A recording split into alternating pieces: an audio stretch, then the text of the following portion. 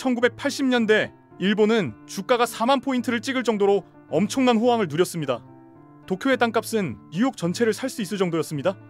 당시 많은 사람이 일본이 세계 경제를 지배할 것이라 믿었죠.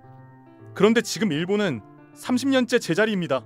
도대체 무슨 일이 있었던 걸까요? 먼저 당시 미국과 일본의 상반된 경제 상황을 이해할 필요가 있습니다. 1970년대 미국은 고유가, 고물가에 시달리며 극심한 인플레이션에 빠져 있었고, 이를 잡기 위해 1980년대 초 연준 의장 폴 볼커는 기준금리를 무려 20%까지 인상합니다. 금리가 올라가자 미국의 돈 가치도 높아졌고 달러는 초강세를 보였습니다. 반대로 미국 제품을 사야 하는 외국 기업들의 통화는 약세가 되어 미국의 수출 기업들은 경쟁력을 잃고 고통받기 시작합니다. 미국은 인플레이션은 잡았지만 고금리와 달러 초강세로 수출 경쟁력을 잃게 됩니다. 이로 인해 미국은 무역 적자와 재정 적자라는 쌍둥이 적자를 겪고 있었습니다. 반면 일본은 수출로 막대한 호황을 누리고 있었고 대미 무역 흑자는 계속 확대되고 있었습니다. 미국산 제품 수입도 거의 없었죠. 이로 인해 미국과 일본의 경제는 정반대의 길을 걷고 있었습니다. 미국 입장에서는 일본과 서독의 수출로 인해 무역 적자가 심화되고 자국 산업이 망가지고 있다고 판단했습니다. 그래서 1985년 일본과 서독을 뉴욕 플라자 호텔로 불러 압박합니다. 너희 통화 가치를 올려라.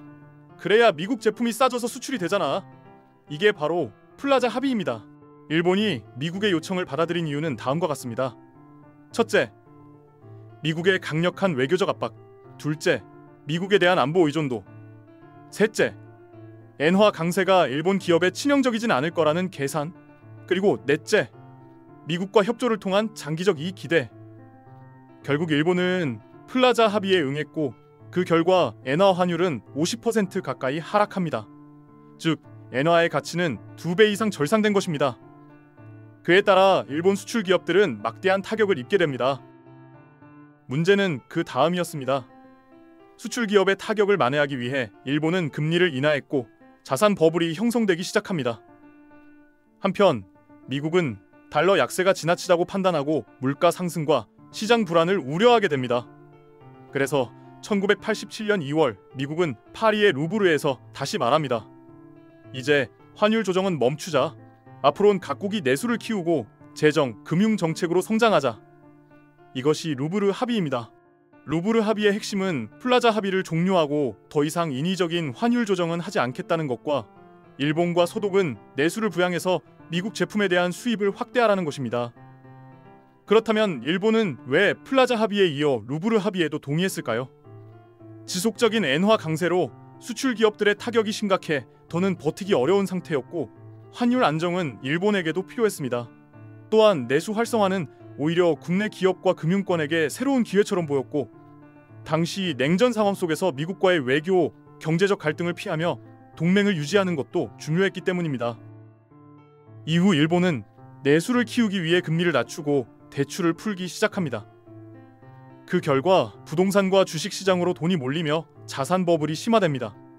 당시엔 LTV가 무려 120%까지 올라 1억짜리 집을 담보로 1억 2천만 원까지 대출이 가능했습니다. 기업들도 연구개발 대신 땅 투기에 나섰고 산 꼭대기에 놀이공원을 짓는 일이 벌어졌죠. 이렇게 자산 버블은 걷잡을 수 없이 커져갔습니다. 그러던 중 1987년 10월 그 유명한 블랙 먼데이가 터집니다.